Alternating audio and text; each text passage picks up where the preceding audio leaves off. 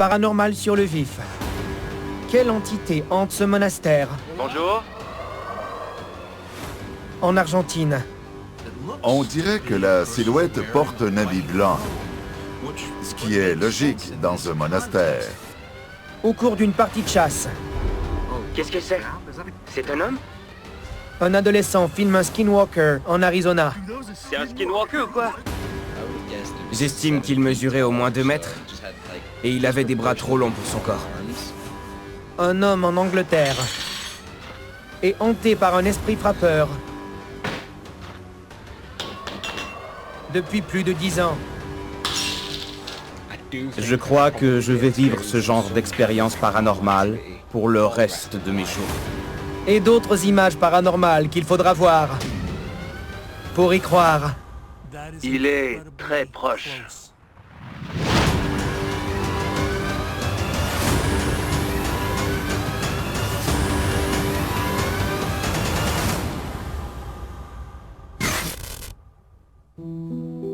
On raconte que les bâtiments abandonnés conservent l'énergie de leurs anciens occupants.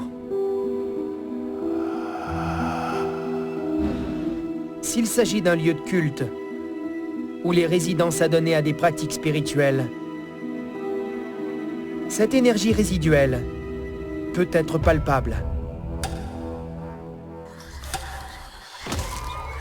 Maintenant, associez cela à l'influence de ceux qui, par la suite, auraient utilisé cet espace déserté pour des activités bien loin du sacré. Et vous obtenez la recette d'une manifestation surnaturelle Bonjour. sans égal.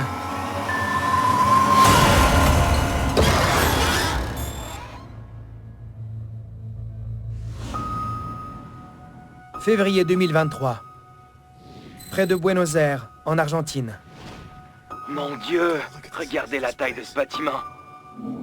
L'enquêteur du paranormal Frank Mendes est seul dans un monastère abandonné, qui selon la rumeur serait hanté. Waouh. C'est vraiment terrifiant d'être ici. Selon Frank, les habitants de la région racontent que le bâtiment laissé à l'abandon depuis peu aurait servi à des rituels et des sacrifices. La police y aurait même interdit l'accès après la découverte d'un corps près de l'hôtel. Beaucoup d'histoires circulent au sujet de cet endroit. C'est pour ça que je pense qu'il est chargé d'activités surnaturelles. Oh bon sang! Qu'est-ce que c'est?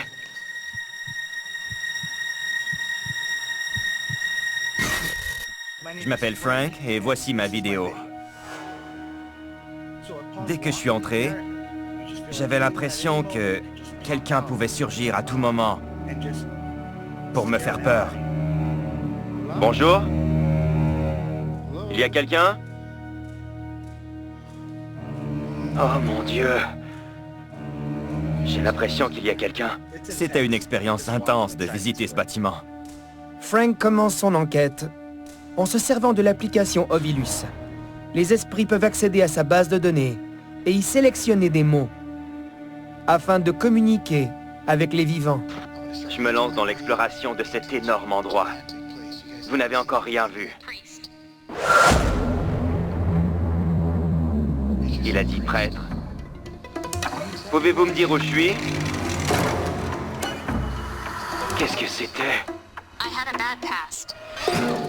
Oh mon Dieu! Vraiment?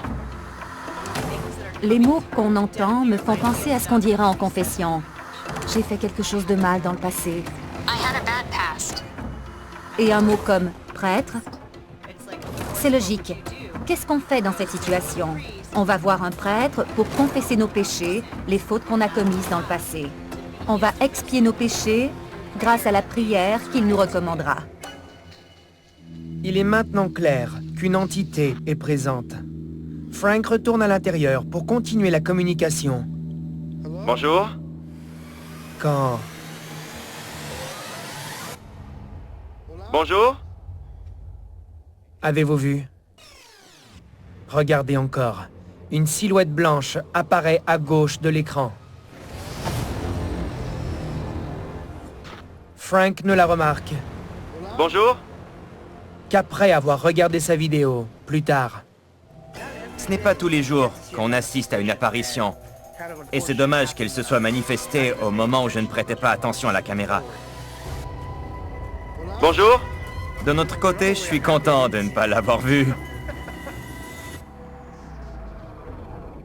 Au premier coup d'œil, on dirait que la silhouette porte un habit blanc, ce qui est logique dans un monastère.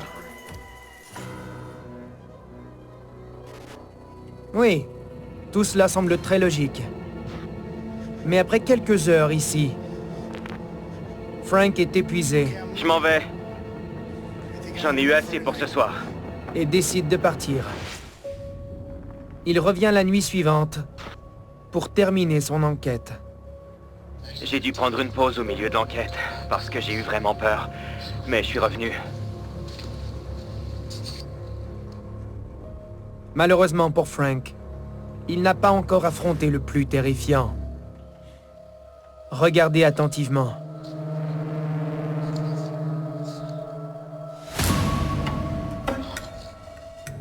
Avez-vous vu? Regardez encore, cette fois l'image agrandie. Une silhouette sombre semble regarder Frank avant de se retirer. Ce qu'on voit par la fenêtre, ce qui a été capté par la caméra, ça correspond à l'idée qu'on se fait d'une silhouette noire. Elle est sombre, elle semble consistante. On la voit, et on peut en estimer la taille par rapport aux fenêtres et à la distance à laquelle Frank se trouve. Apparemment, ce n'est pas la seule entité en ce lieu. C'est quoi ça? Il y a quelque chose dehors. J'entends les vaches, mais j'entends un autre type de cri. J'ai entendu ces cris, et je me suis tout de suite dit que c'était un Wendigo. Une créature du genre, un Skinwalker ou un Wendigo. Une sorte de créature qui vit dans la forêt. Elle devait faire peur aux animaux, les rendre nerveux. Ce qui m'a perturbé, c'est que j'ai entendu un hurlement qui ressemblait à celui d'un chat agonisant. C'est là que je me suis dit que ça ne pouvait pas être un chat. Ce n'était absolument pas un chat. C'est quoi ça?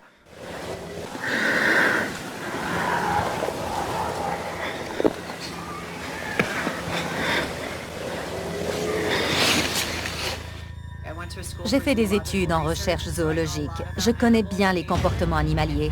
Et chaque animal que j'ai entendu semblait en détresse. Et leurs cris étaient de plus en plus hauts. Je ne sais pas ce qui se passe là-bas dehors.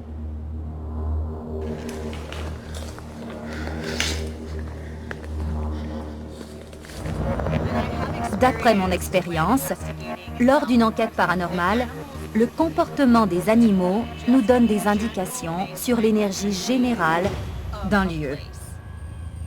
Peut-être que c'est ce qui se passe ici. En tout cas, les cris terrifiants suffisent pour pousser Frank à bout. Et c'est ce qu'il décide, à quitter les lieux pour de bon. C'est bien la première fois que je me sens aussi épuisé après une enquête. Celle-ci est vraiment terrifiante. C'était l'un des lieux les plus effrayants que j'ai visités. Je peux dire qu'il y a plus d'un esprit qui hante les lieux. Bonjour. Il y en a plusieurs. Il y a peut-être une créature tout aussi terrifiante qui rôde aux alentours. C'est quoi ça? Cet hiver, des travailleurs audacieux, peut arriver n'importe quoi, n'importe quand. des cascadeurs chargés d'adrénaline. Sortez des sentiers battus, à Canal D et sur Crave. Il existe un être malveillant, capable de changer d'apparence, dont parlent les légendes Navaros. Le Skinwalker. Une créature humanoïde qui peut prendre l'apparence d'un animal à volonté. Il peut utiliser cette capacité pour nuire à tous ceux qui ont le malheur de croiser son chemin. Certains supposent qu'on a le temps de se sauver pour lui échapper, si on le repère de loin. D'autres pensent que si on l'observe, quelle que soit la distance, même à travers la lunette d'observation d'un fusil de chasse.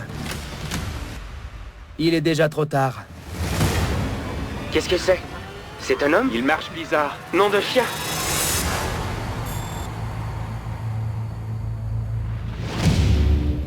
« 23 février 2023, près de Eloy, en Arizona. TJ Worthen est parti chasser avec sa famille et ses amis. Pendant qu'ils installent leur campement, TJ regarde à travers sa lunette d'observation, équipée d'un adaptateur pour son téléphone. Les quelques amis qui l'accompagnent regardent ce qu'il enregistre. À environ 5 km devant eux, ils observent des coyotes et des chiens un peu plus loin. Tu fais comment pour les traquer? Il y a 2 autres chiens noirs. Ensuite, Qu'est-ce que c'est? C'est un homme? Nom de chien? Un skinwalker? C'est quoi? Il marche bizarre. C'est un skinwalker ou quoi? regardez encore. Les coyotes entrent dans les broussailles. Et un peu plus tard, une silhouette humanoïde en ressort. Qu'est-ce que c'est? C'est un homme? Nom de chien? C'était quoi?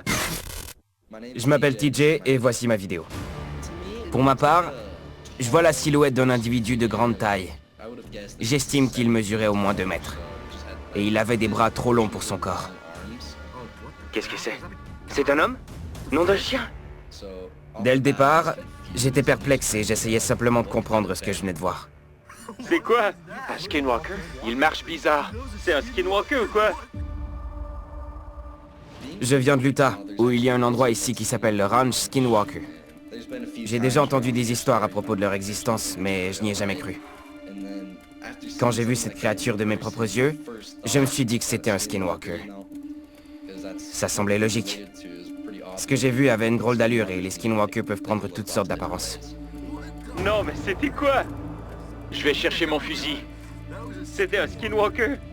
Je dirais pas que j'ai eu peur, mais nous avons tous dormi avec nos fusils à côté de nous sous la tente. Car on était venus chasser. Alors, qu'a vu TJ ce jour-là à travers sa lunette d'observation? On peut estimer sa taille par rapport au chien qu'on voit jouer, pas très loin en arrière-plan.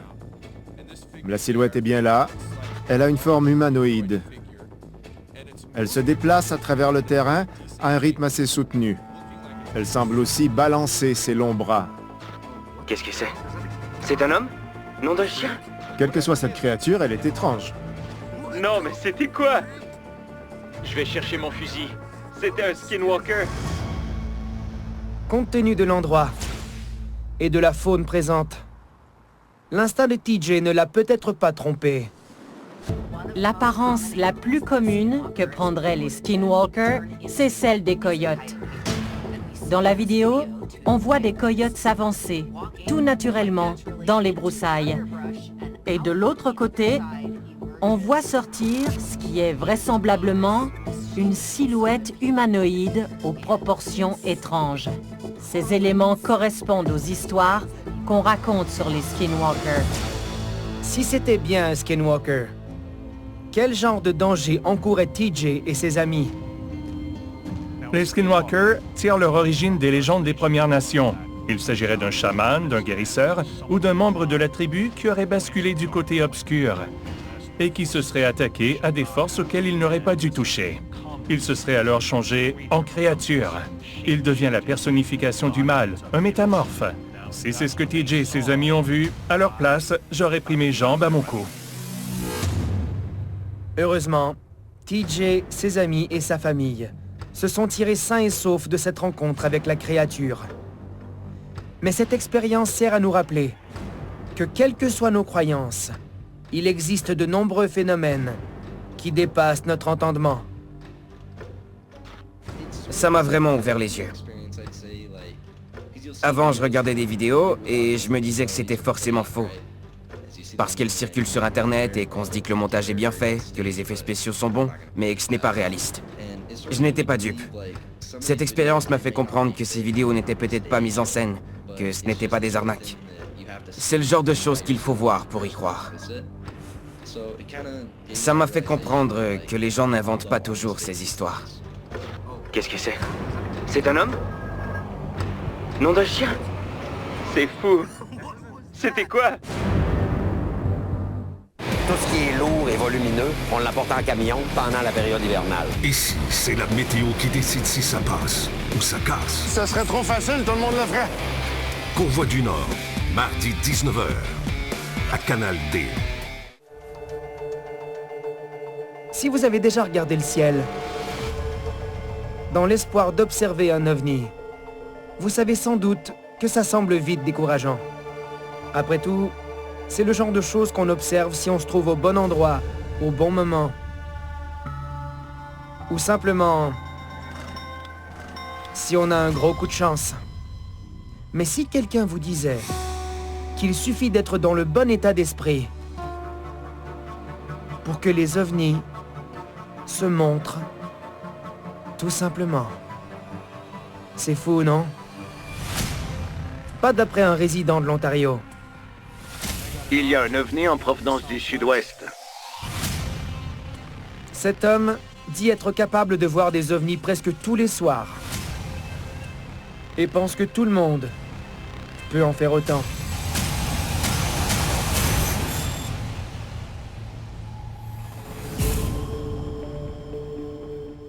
En Ontario, le 8 octobre 2020, Giulio Consiglio a vu son premier objet volant non identifié dans le ciel, au-dessus de sa maison de ville.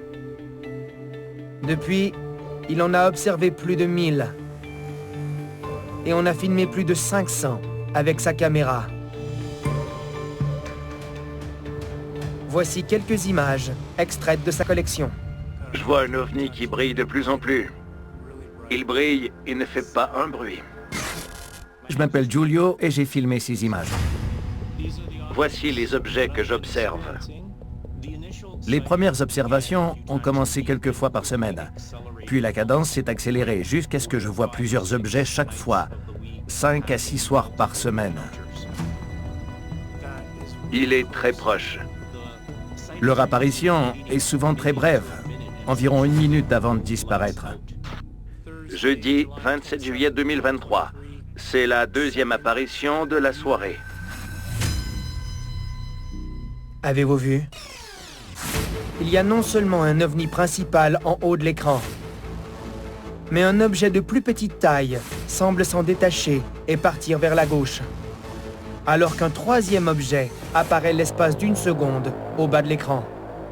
Je me suis rendu compte qu'il se passait souvent autre chose en arrière-plan. Il faut être conscient de son environnement et rester attentif à ce qu'on regarde. Mais il y a des moments où les objets observés par Giulio ne sont vraisemblablement pas de notre monde. On dirait qu'il n'est qu'à 100 ou 150 mètres du sol.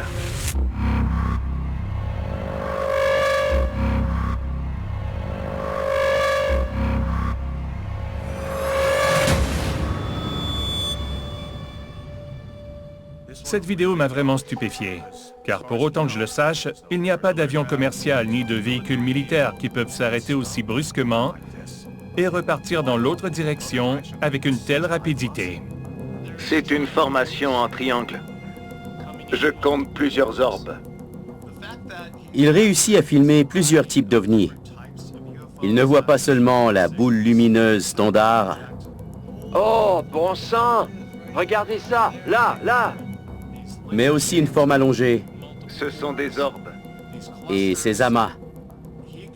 Il peut très bien filmer différentes sortes d'engins, mais aussi différents êtres aux commandes de ces engins. Cet objet n'émet aucun son. Tout ça me pousse à me demander, alors que nous avons des commissions parlementaires sur les ovnis et ce qui se trouve dans le ciel, si, au lieu de provenir du gouvernement, la découverte ne viendra pas plutôt du public. Je vois un nouvel ovni. Bref, des observateurs qui épient le ciel avec leur téléphone cellulaire. Celui-ci est plutôt gros, mais il ne vole pas haut. L'un des principaux défis liés aux ovnis, c'est que beaucoup de gens ne prennent pas la peine de regarder le ciel. Et quand ils le font, ils ne savent pas ce qu'ils ont devant les yeux. Ils ne se demandent pas si c'est un objet commun ou non. Et souvent, ils ne le filment pas et ils ne le signalent pas. Ça approche. Ce sont des orbes.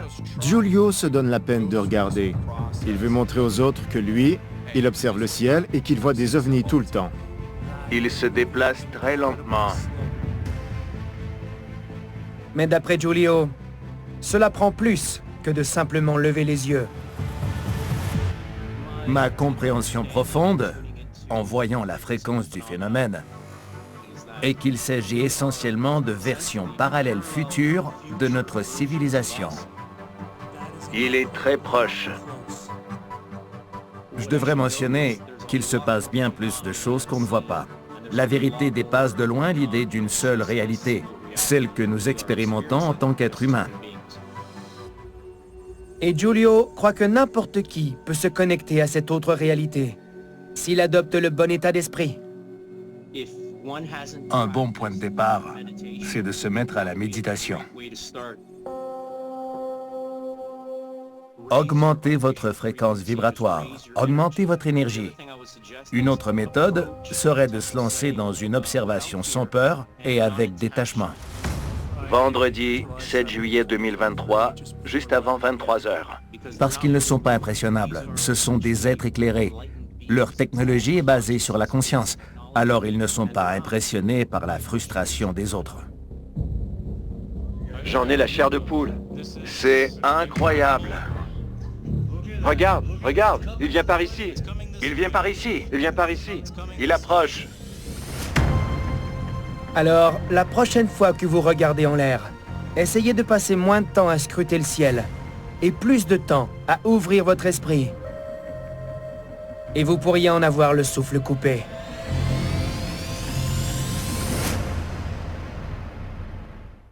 Les gens sont là pour des monster trucks, ils veulent voir les monster trucks, ils veulent que ça commence à être dessus. L'adrénaline qui monte, là, c'est le meilleur feeling au monde. Tassez-vous de là, ça risque de brasser. Let's go! Monster Truck en tournée, lundi 19h30, à Canal D.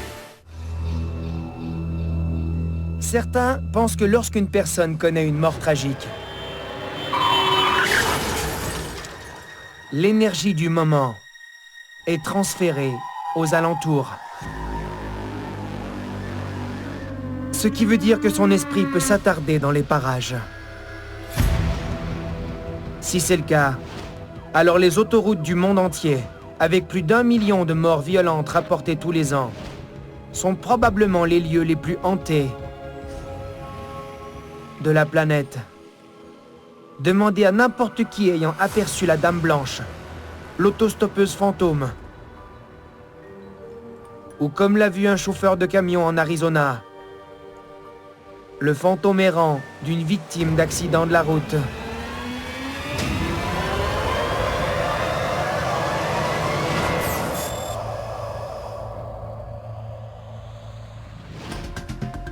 « 11 mars 2023, en Arizona. Il est 2h30 du matin et William Church, un chauffeur de camion originaire de Floride, et sa fiancée roulent en direction de Phoenix sur la route 87. Quand il repère quelque chose sur la route.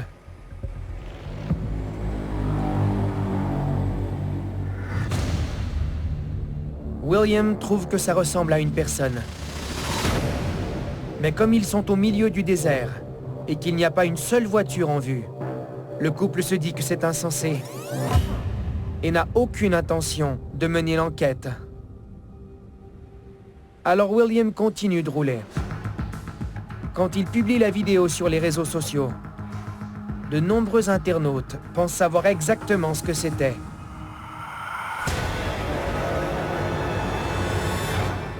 Un fantôme. Dès qu'on voit cette silhouette apparaître, on se demande, est-ce qu'il y a vraiment une personne au bord de la chaussée? Mais une seconde plus tard, on se rend compte que la silhouette est transparente à certains endroits et translucide à d'autres. Il est évident qu'une personne vivante ne se trouverait pas dans le désert au beau milieu de la nuit, à errer le long d'une autoroute où les voitures roulent rapidement. Pour moi, ça ressemble à une apparition qui se tient sur le bas-côté. Elle est matérialisée à 70%. Elle se manifeste juste sur le bord de la route. Elle ne marche pas, elle ne bouge pas. Ça nous amène à nous demander s'il y a eu un accident mortel à cet endroit. En fait, quelques semaines plus tôt, un accident de voiture s'est produit près de la borne milliaire 323 entre Payson et Phoenix, faisant une victime. Et William venait de dépasser la borne milliaire 322 quand il a filmé cette silhouette avec sa caméra témoin. Quand quelqu'un perd la vie dans ce genre d'accident, il ne réalise pas toujours qu'il est sur le point de se faire renverser mortellement. Je crois que dans ce genre d'accident, il est possible que notre esprit ne comprenne pas ce qui lui arrive. Et je crois que c'est pour cette raison qu'on voit des fantômes sur l'autoroute. Après un certain temps, l'apparition va se dissoudre petit à petit dans le champ énergétique. Mais si l'accident est récent, on peut voir des esprits errer parce qu'ils n'ont pas encore accepté le fait d'être séparés de leur corps. Si c'est le cas, est-ce que cela peut être une mise en garde pour William? Parce que l'autoroute 87 est considérée comme l'une des routes les plus dangereuses d'Arizona à cause de ses nombreux virages. C'est un phénomène très courant que l'on retrouve dans les légendes locales du monde entier. Plus les routes sont dangereuses, plus on y voit de fantômes. Leur apparition prend presque une valeur bienveillante. Ces esprits sont présents pour nous épargner un destin tragique. Ils ne font habituellement rien, ils ne parlent habituellement pas, mais ils se tiennent là, comme pour nous rappeler les dangers de la route. J'ai une autre hypothèse. Et si un esprit n'était pas du tout relié à une tragédie? Peut-être qu'il est dans un état transitoire propre au spectre. Peut-être qu'il essaie d'aller quelque part et que c'est la seule façon qu'il a trouvée pour s'y rendre. Ou alors, peut-être que ces spectres représentent quelque chose de plus sombre. Certains pensent que ces fantômes errants sur les autoroutes sont en réalité des créatures maléfiques. Il ne s'agit pas de l'histoire tragique de quelqu'un qui cherche son chemin, mais plutôt de celle d'un bon samaritain qui s'est arrêté pour offrir son aide et qui est lui-même devenu une victime. Si c'est le cas, William a bien fait de ne pas s'arrêter, dans ces circonstances particulièrement étranges.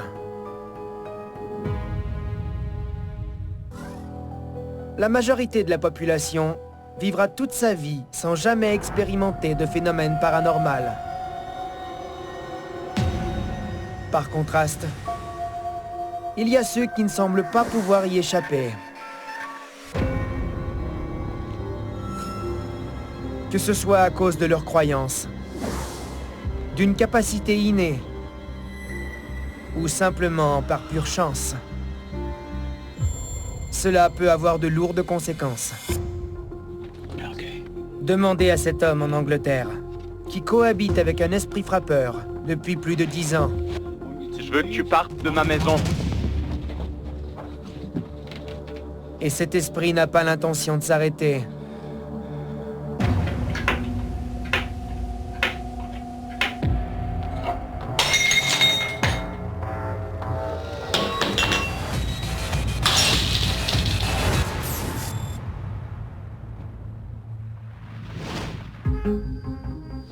Près de York, en Angleterre. La dernière fois que nous avons vu Michael McGee, il faisait face à des activités paranormales chez lui. Est-ce qu'il y a quelque chose ici?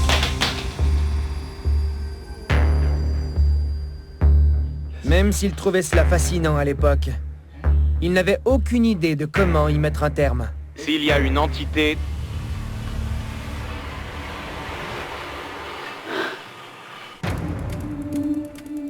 Des années plus tard, Michael affirme que rien n'a vraiment changé. Il est toujours témoin de phénomènes inexpliqués 2 à 3 fois par semaine.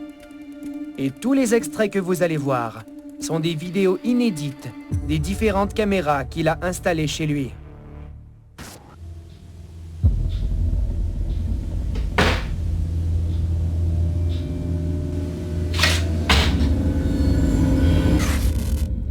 m'appelle Michael McGee et voici mes vidéos.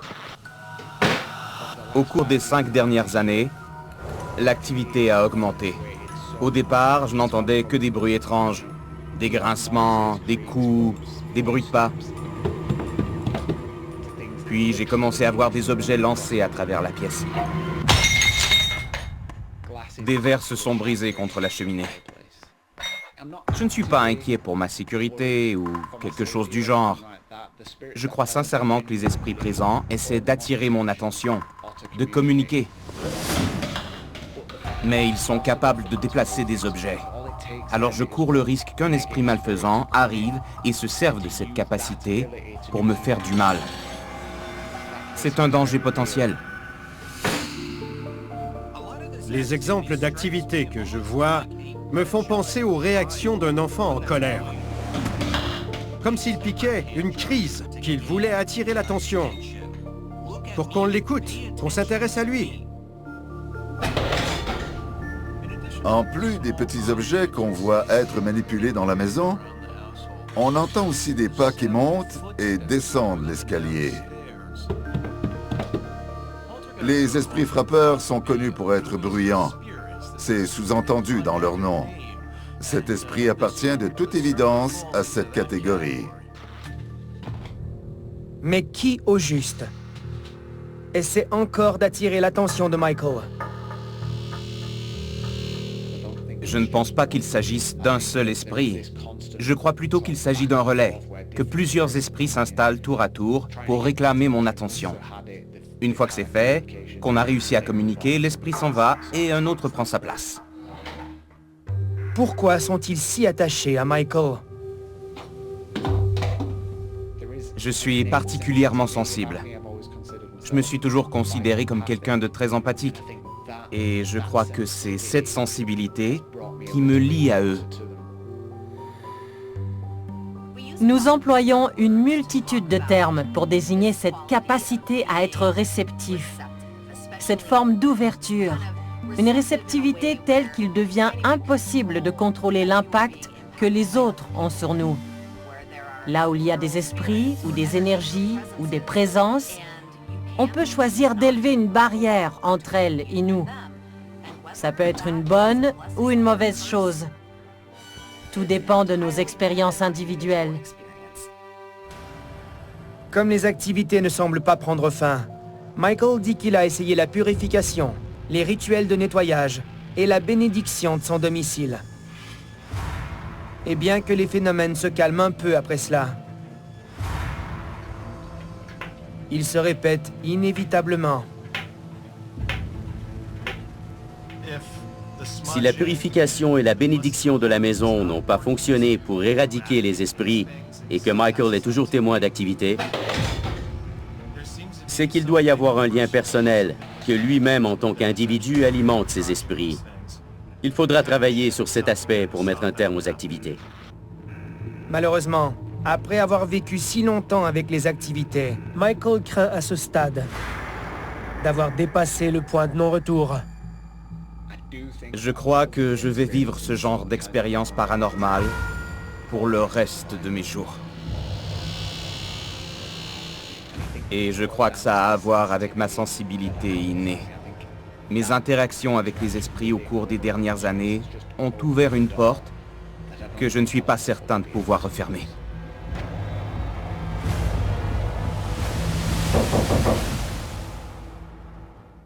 Ça n'a pas été facile, mais il n'y a rien de facile dans la mécanique. C'est sûr que notre travail, là, il est quand même très dangereux. Ici, le travail ne finit jamais. Quand on a un appel de même, c'est le fun parce que l'adrénaline monte. Fermont, mardi 19h30, à Canal D. Les cimetières ne sont pas juste des lieux de repos pour les morts. Ils servent aussi d'espace physique, où les vivants peuvent communiquer avec les êtres chers qu'ils ont perdus. Et quand tous les proches de la personne enterrée ont également perdu la vie. Les pierres tombales deviennent les seuls témoins de l'existence de ceux qui nous ont précédés. Certaines personnes pensent qu'elles servent également de terrain de jeu à d'autres êtres, qui sont moins ancrés dans le monde des vivants. Comme une femme a pu le filmer, en Irlande. C'est incroyable.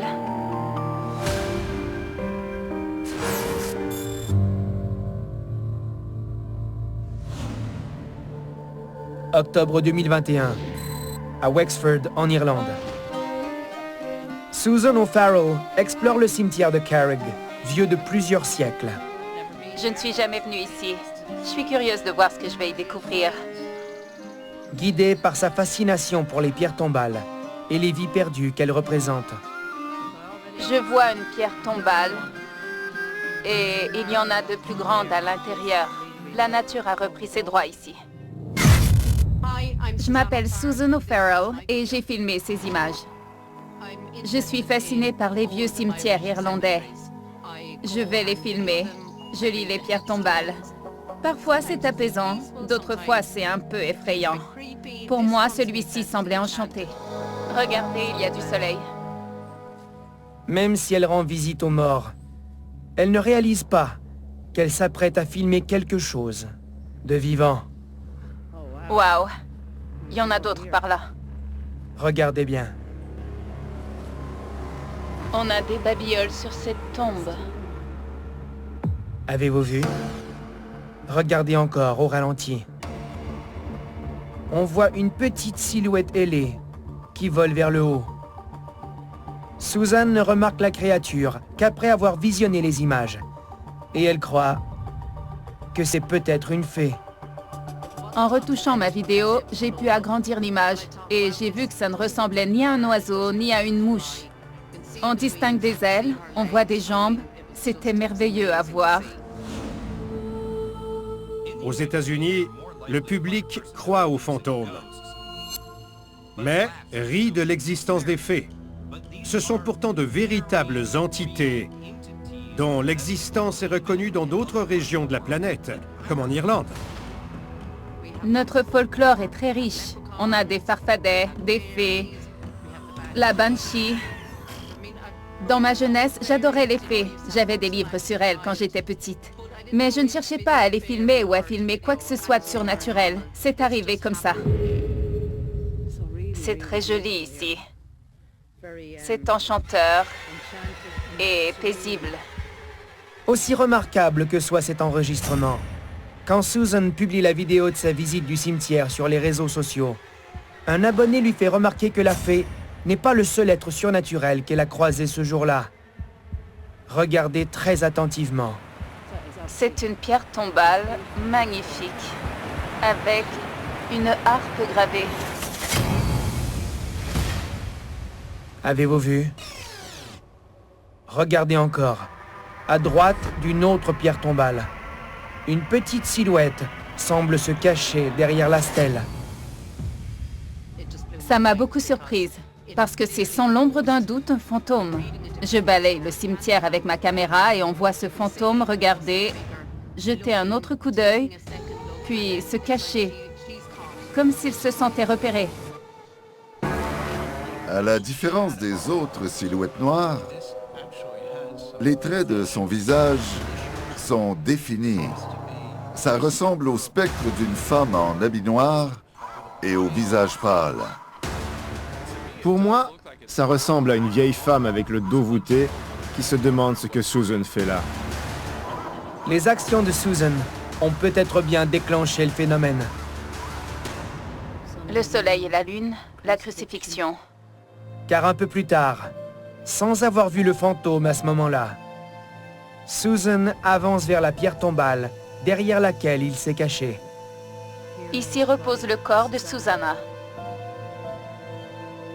qui a quitté ce monde le 17 octobre 1806. Quand une personne meurt, prononcer son nom et lui rendre hommage est un geste puissant pour garder son souvenir en vie. Je crois aussi que ça donne aux entités le pouvoir de se manifester. Quand on prononce leur nom, on les fait apparaître. On leur redonne vie rien qu'en prononçant une parole. C'est comme un sortilège. Que le paradis soit leur couche. Quelle belle inscription. Je crois que quand on parcourt régulièrement les cimetières et qu'on lit les noms et les dates sur les pierres tombales, on commence à comprendre que toutes les personnes qui reposent ici ont une histoire. C'est une bonne chose de reconnaître l'existence des gens qui nous ont précédés. En hommage à son travail généreux pour la liberté de l'Irlande. Waouh. Pour Susan, notre connexion à ces histoires et aux entités qui les entourent est indéniable. Je suis croyante. Je crois qu'il y a une vie après la mort. Je crois que notre esprit quitte notre corps, mais que notre âme reste ici. C'est une forme d'énergie. Je l'ai vue de mes propres yeux. C'est une preuve que j'avais raison. Elle est là, je l'ai vue. J'ai pu le constater par moi-même. Regardez ça. Que faire si vous êtes témoin de phénomènes paranormaux? Voici quelques conseils pour les filmer. D'abord, n'arrêtez pas de filmer. C'est quoi ça? Même si vous avez peur. Bonjour? Ensuite, vérifiez si vos caméras ont capté une anomalie. Enfin, fiez-vous à votre instinct s'il vous dit que c'est surnaturel. Oh, bon sang!